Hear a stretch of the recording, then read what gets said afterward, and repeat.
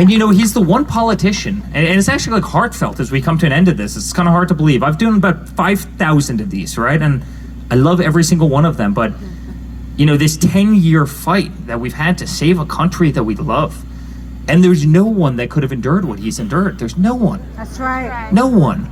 You know, and I hear these politicians all the time, and I think it's cute. I think it's endearing, right? But, you know, I'm going to go to Washington, D.C., and I'm going to make a difference. And I hope anybody doesn't call me cynical for saying this, but I go, no, you're not, because the second you get to Washington, D.C., they're going to steamroll you.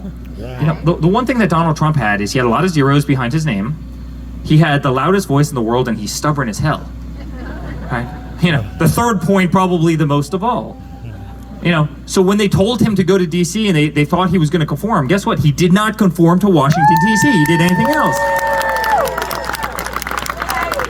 And then in typical Trump fashion, he goes in there and he starts flicking the hornet's nest.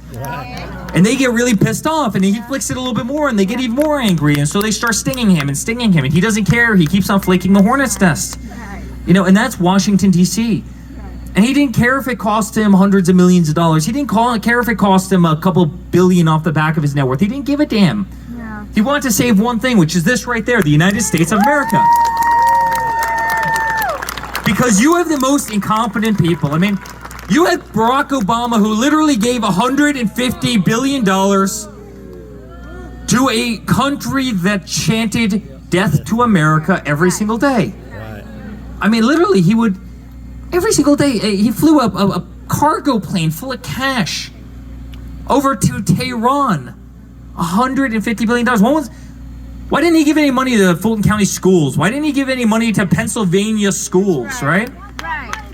No kickback. We do want that money back. You know what they're doing now? They're launching rockets every single day at Israel. They were incompetent. Our military was run down. Our veterans were being treated like hell. Our educational system was 30th in the world. Our economy sucked.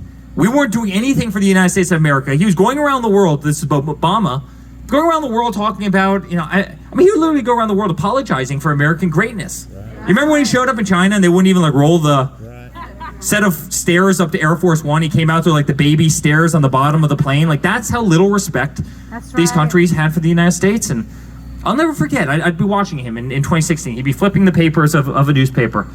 United States is ranked 30th in the world in education. He's sitting there saying, we're ranked 30th in the world. How the hell is America ranked 30th in the world in terms of education? How? And then you watch 60 Minutes, right? They bring the cameras down to some beautiful Miss Lear silo, right? And, you know, in the Midwest, and the little Miss Lear saying, hey, yeah, that clock doesn't work. This thing doesn't work. All our systems are antiquated. He goes, we're projecting our ICBMs to literally our adversary, our biggest adversaries, and we have these young, incredibly looking soldiers who are saying, oh, that doesn't work.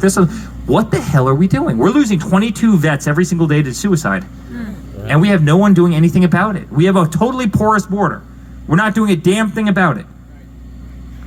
And these issues all roll forward to today, right? You have Kamala Harris. She's let 20 million illegal immigrants in the country, and then the other day in her little State of the Union, she goes, I'm going to fix housing prices. You know how you fix housing prices? You don't allow another 20 million people in a country. It's basic supply and demand.